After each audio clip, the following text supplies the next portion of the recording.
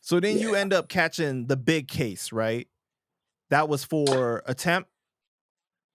Nah, that was murder, attempt murder, assault, weapons possession, reckless endangerment. Yeah, it was a 15 count indictment. How old are you at this time when you catch this? 18 going on 19. Wow. So 18 going on Or 19. 19. I think I was 19. Actually, no. I was 19. I'm lying. I was 19 because I was already married and I already had my son. So I was 19. So you're 19, you're already married, and you have your son. How old is your son at the time? Like 6 months old. 6 months, and you're facing how many years? The elbow, bro. Life. Wow. And what Yeah. are your thoughts going like during this time? Well, you said the elbow, but like individually, they were like giving you like a lot of years, right? 100 and change. It was like the judge told me if I went to trial, each count, if he runs a consecutive, is 100 and fucking, I don't know, it was 100 and fucking change. Wow. It was 15 count indictment. They had me for um intentional murder, premeditated murder, in deprived difference to human life, reckless endangerment, 4 counts of attempt murder, 4 counts of assault, fucking weapons possession, all type of different fucking. It was 15 counts altogether. So what are your thoughts and feelings at this time when you're facing this at 19? Honestly, I thought it was like a movie. I didn't take it too serious. I really didn't take it serious. In the beginning, I didn't take it serious. I thought they was full of shit, to be honest with you. So what ended up happening that made you like take it serious? Bro, when my first trial came and I ain't had no offer on the table, I ain't had no bail. I had already been inside for like a year. And when I started picking that jury is when I was like, yo, this shit is for real. Cause bro, I was seeing people back then, I was seeing people get 5 years, 3 years, 2 years for fucking blatant homicides. I was like, this shit, I'm gonna beat this shit. I'm good. I'm good. I'm straight. So you knew that you were going to get time, or you thought that you were going to get like acquitted of everything? At one point, I was in denial thinking I was gonna get acquitted.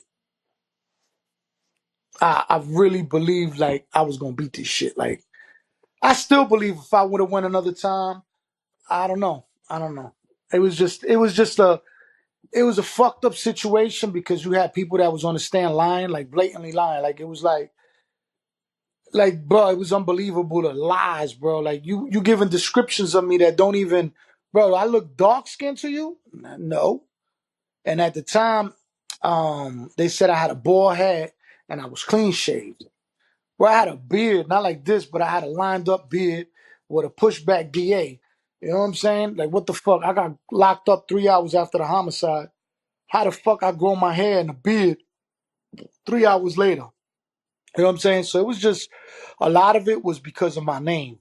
Like, my name was ringing out in that area. Everybody knew my car, and it was just, my graffiti name is really what fucking got me indicted, bro. So like were like the cops already trying to get you for something? That's why it was like an easy thing. Now I had mad. I'm gonna be honest with you. I had mad arrests. At that time I had mad arrests for graffiti. I had a lot of graffiti arrests.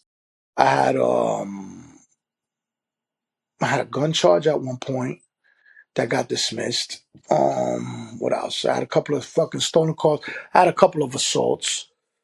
You know what I mean? But it was nothing crazy. It was like, you go to Rikers for like fucking few days, come home, whatever, bullshit, time served, bullshit, street fights, it was like neighborhood shit, it was a different, it was So what led to that situation happening though?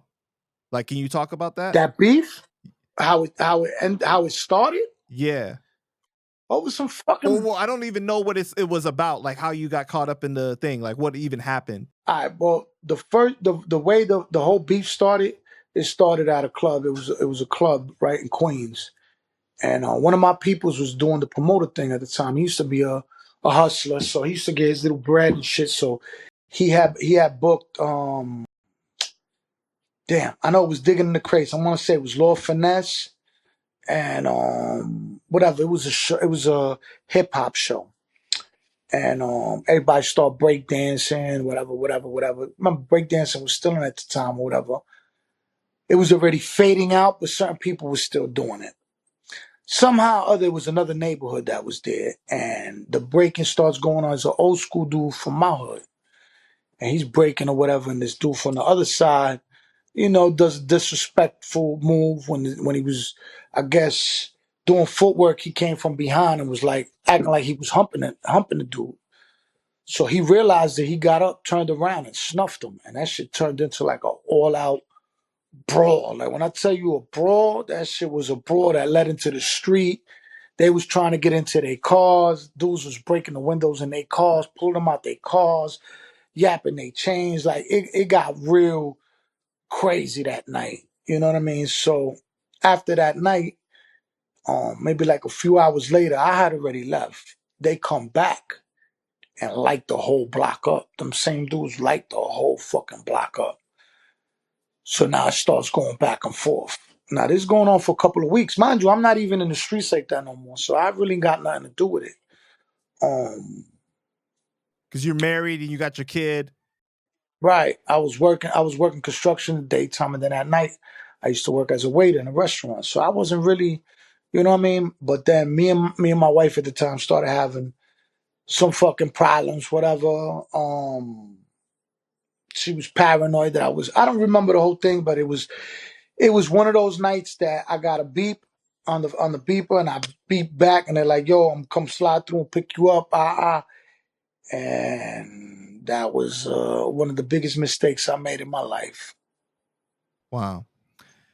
So while Big. you're waiting for the verdict to be announced, right? Something very petty happens. Something very Yeah, you a crazy foul dude, happens. bro. You a foul dude, bro. What happens during this time? Yo, my ex-wife tried to serve me divorce papers. That's crazy. In the Well, I worst was, moment. bro. It got to the point that the judge had to stop the session because what she did. Because the DA jumped back. My lawyer, she like tried to give it to me. You know how they got the stand thing, the whatever the fuck the railing. They got the railing, then the table and all that. So I'm thinking she's coming to show me support and show me, like moral support of it. And she's like with a childhood friend and stuff. So I'm thinking, you know what I mean? Like, all right. But me and her were already at odds, you know what I mean? So I'm like, she came through and so you kind of be like, that's what's up. Bro, this girl came over there for the wrong fucking thing.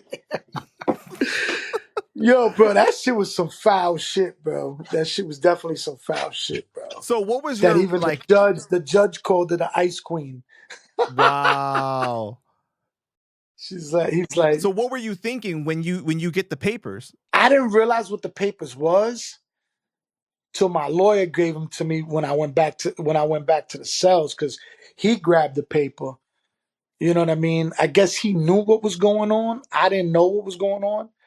And then my sisters was ready to pop off on him. It was a while like telling you it got a little bit. I didn't realize till I went back, and when I got back and I saw what it was, that my lawyer was like, I don't know what kind of animal you were with, but this is crazy. I've never seen something like this. Like, does she understand that you might never come out and she's doing this here? I was like, yo, bro. Yeah. This is like one of the most fragile moments where like a lot of people like just the smallest thing could possibly make them lose it, and she chooses this moment to do this to you. I still don't understand that. I really don't. Like, you know what I mean? Like, me and her had crazy conversations after, but it's just, she's the mother of my kid. I haven't spoke to her in years. That's right now. I haven't spoke to her in years, like years.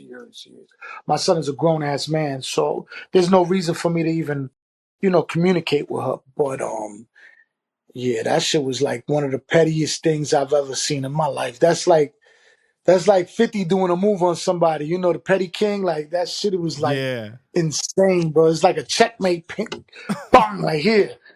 I'm not gonna lie. That shit, I ain't sleep that night, bro. That whole night, I ain't sleep, bro. I did not. Besides all the stress and everything I had, but like, I'm gonna keep it real. Like in trial, I wasn't really that stressed out like that. Like, you know what I mean? Like, it wasn't even that. The verdict was the most stressful thing. Picking the jury, like trying to decide who's got, your life in their hands. You know what I mean? It's like one of the most difficult things you're ever gonna do in your life. And then sitting there and actually, you know, waiting for the verdict to see if they actually believe you. You trying to read their faces and trying to see what's going on, but it's a difficult situation at that moment.